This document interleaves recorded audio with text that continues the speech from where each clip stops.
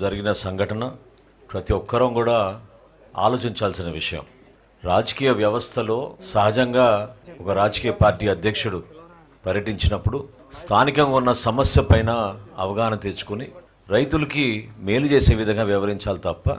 మనం ఎవరో ఊహించని విధంగా కష్టపడి పంట పండించిన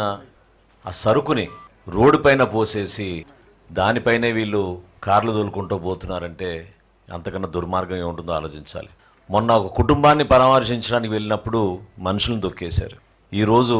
రైతులను పరామర్శించడానికి వెళ్ళినప్పుడు కష్టపడి పండించిన ఆ తోటపరి మామిడికాయల్ని కావాలని ఇప్పుడే వచ్చిన సమాచారం ఏంటంటే దేవేంద్ర అనే ఒక అడ్వకేట్ తుమ్మల పాలయం నుంచి ఈ 5 లోడ్ల ట్రాక్టర్ సరుకు అక్కడ లోడ్ చేయించి